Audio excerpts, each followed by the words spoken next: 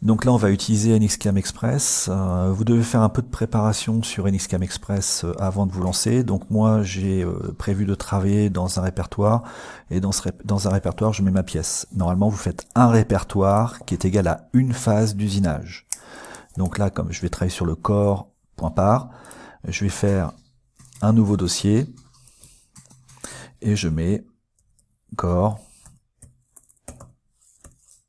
phase 10. D'accord? Et je travaillerai pour la phase 10 uniquement dans ce répertoire-là. Si jamais je faisais le corps en phase 20, je crée un répertoire corps phase 20 et je déposerai mon fichier aussi dans corps phase 20 parce que souvent c'est le même fichier qui va servir pour les deux opérations. Vous avez un didacticiel à télécharger sur Moodle que vous allez récupérer, qui vous explique un peu tout ce qu'il va faire, mais moi je vais vous faire la démonstration rapide. Pour lancer NXCAM Express, on vous explique comment faire sur le didacticiel, sur le tutoriel. Le plus simple, c'est d'ouvrir le dossier qui s'appelle Transfert CN sur le bureau. Quand vous ouvrez ce dossier, vous allez voir qu'il y a un raccourci NXCAM Express. Vous cliquez donc sur ce raccourci. Ça va vous lancer NXCAM Express. Attention, la plupart du temps, vous avez une fenêtre qui doit être validée, mais qui est cachée par la fenêtre du bureau qui est ouverte actuellement. D'accord? Donc, vous devez bien déplacer votre fenêtre pour voir ce qui se passe derrière. Ensuite, vous arrivez dans CAM Express, ce qui est ici. Ce logiciel se configure pour les utilisateurs sur l'ordinateur sur lequel on l'utilise. Donc il y a une petite configuration à faire. La configuration elle est très simple. Vous devez ouvrir une pièce échantillon tout en bas et vous ouvrez le premier fichier qui s'appelle hsmsetup.prt. Ça vous ouvre une pièce qui est un petit peu rose.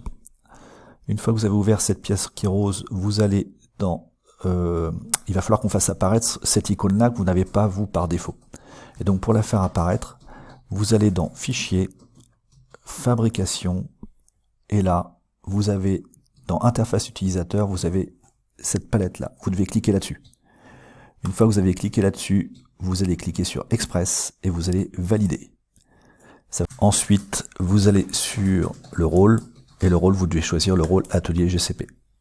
Voilà, la configuration est terminée. On peut fermer les fichiers. Et là, on va aller ouvrir le fichier dans lequel je veux travailler,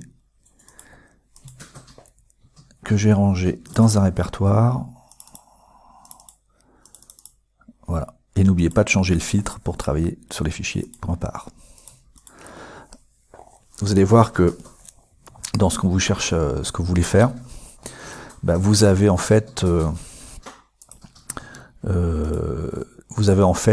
une pièce qui s'ouvre par défaut. Vous pouvez la déplacer, vous pouvez la tourner, mais n'oubliez pas que la pièce, il faut bien regarder comment vous voulez la faire, et on veut la travailler comme ça, on veut faire ce plan-là, on veut faire les perçages qu'il y a ici, on veut faire les poches. Donc, par défaut, elle est dans le mauvais sens, il faudra la tourner. Ensuite, je vais utiliser l'onglet qu'on avait fait apparaître pour lui dire que l'on veut travailler en fraisage. Donc, je clique une fois sur GCP fraisage. Je suis passé en mode fraisage. Vous devez savoir que pour travailler là-dessus, on va voir la machine suivant différentes façons. Donc là, cet onglet-là, c'est le 4e en partant du haut, ici. Donc le navigateur d'opération. Ici, je vois la partie programme. Ensuite, je vois la partie des outils que vous pouvez développer en cliquant sur les petits plus, avec tous les outils qui nous sont proposés par défaut. Et là, il y a la géométrie, avec quelques éléments qui sont placés. On a un repère et quelque chose à usiner. On va travailler avec ça. Le repère. Je double-clique sur repère. Le repère apparaît en gras là. Je vais en fait prendre la petite boule orange, et la boule orange, je peux la déplacer et je peux m'accrocher sur ce que je cherche. Par exemple, je vais m'accrocher ici. D'accord? Ou je peux m'accrocher sur un centre. Donc ça va placer votre origine de travail. Si vous double-cliquez sur une flèche, ça change le sens de la flèche. Si vous cliquez sur un axe une fois, et vous cliquez sur une arête, ça se met parallèle à l'arête. Je double-clique, change de sens. Donc moi je vais m'accrocher ici. Sachant que là mon repère Z est ZMM Machining, d'accord, c'est le repère d'usinage. Je dois le décaler un petit peu en hauteur puisque je vais vouloir enlever un peu de matière. Attention, dans la doc, on vous dit qu'il faut faire le décalage de 5 mm, il faudra toujours adapter votre décalage par rapport à l'usinage que vous cherchez à faire. Donc là, imaginons que j'ai 3 mm à enlever, je vais me décaler que de 3. À chaque fois que je fais entrer, ça décale de 3. Donc, il ne faut pas le faire trop. Je valide, mon repère est placé. Ensuite, qu'est-ce que je dois usiner? Je vais lui dire, je double-clique sur à usiner, je spécifie la pièce en cliquant sur ce bouton-là, et je désigne en cliquant la pièce que je veux usiner. Je valide. Automatiquement, il nous crée un bloc de matière qui est un bloc brut que vous devinez ici. Ce bloc de matière, je vais cliquer sur le bloc limite là, et je vais pouvoir l'agrandir, et je vais l'agrandir en fait du côté ZM+. Comme j'ai monté mon repère de 3 mm, ça veut dire que mon brut est 3 mm plus haut que la surface haute de la pièce, donc je l'augmente de 3 mm, et on voit le brut qui évolue. On vous dit dans la doc qu'il faut mettre 0,5 mm en dessous, vous verrez plus tard. Voilà, donc j'ai créé mon bloc de matière à usiner, j'ai mon repère, et je vais travailler par rapport à ce repère-là. Une fois que j'ai fait ça, vous avez tout en bas, le troisième onglet en partant du bas, vous avez ici les assistants de fabrication. L'assistant de fabrication, ça va être pour vous aider à faire les programmes. Donc notamment, on va utiliser surfaçage. Vous cliquez une fois, vous répondez aux questions. Donc là, vous devez savoir les conditions de coupe que vous allez utiliser. Donc là, je vais faire le surfaçage de ce plan-là. Donc je vais faire suivant.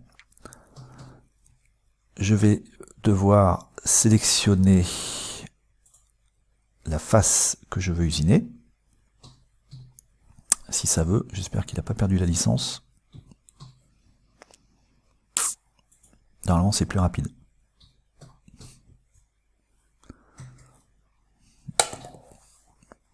Voilà.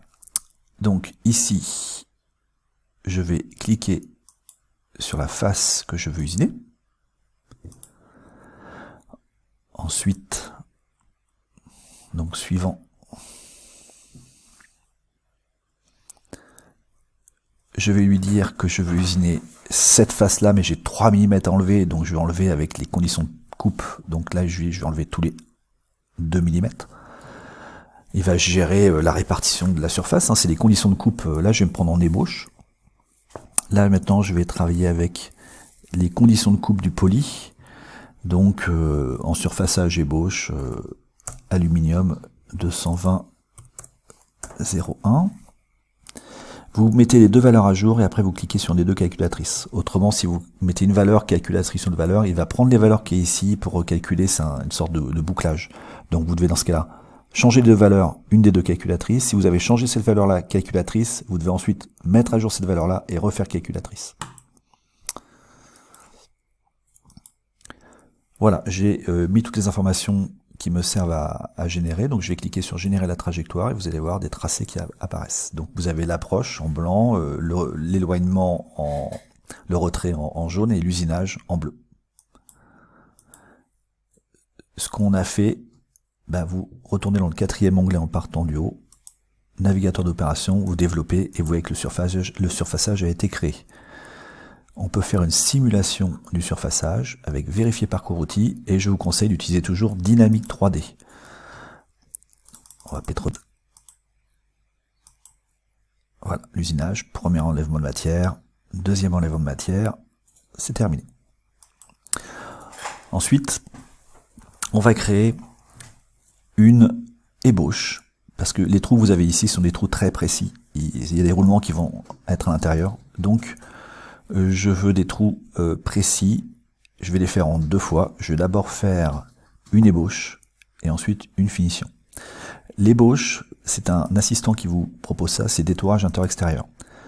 C'est assez pratique parce que cette ébauche, elle va prendre un outil. Donc là ici je prends une fraise de diamètre 12. Je suis en fraisage ébauche. Ça signifie que c'est la méthode. Et la méthode que vous choisissez, c'est pas les conditions de coupe. La méthode, c'est est-ce que vous allez faire les surfaces finales ou est-ce que vous allez faire des surfaces avec des surépaisseurs.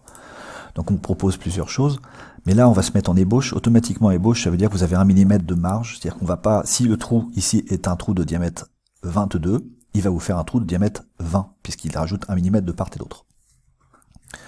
Donc là, je vais donc choisir une méthode ébauche, ce qui fait qu'il me laissera de la surépaisseur que j'utiliserai en finition avec un autre cycle. Il va choisir en fonction de la fraise, du brut, de la pièce finale. Il va essayer d'usiner tout ce qu'il peut usiner. Donc je respecte mes conditions de coupe.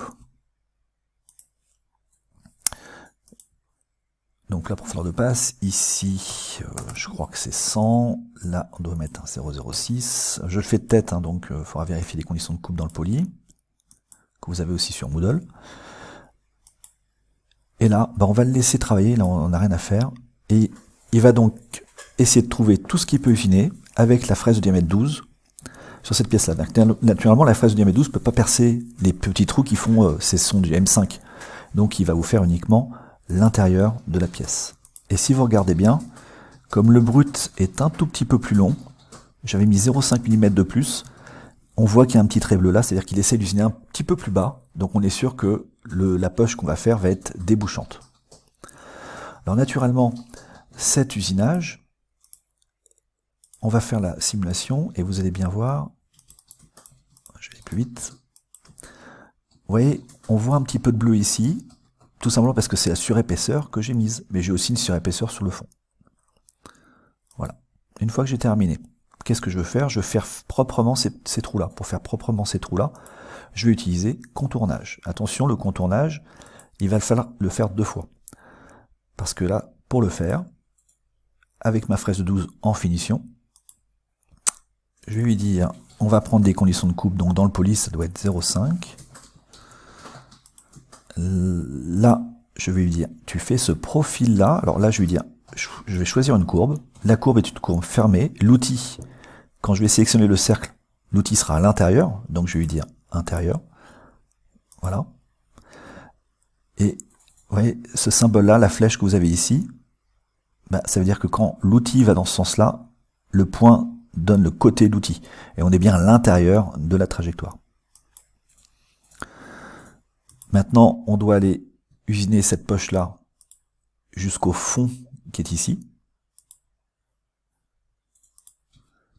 Voilà, il n'y a pas de décalage. Suivant. Les conditions de coupe. Donc 120, 003. Je valide. Suivant. On touche à rien ici. Suivant. Je génère les trajectoires. J'ai fait la poche du haut. Il faut maintenant que je fasse la poche un petit peu en dessous. Pour faire la poche du dessous, je peux très bien faire un copier-coller.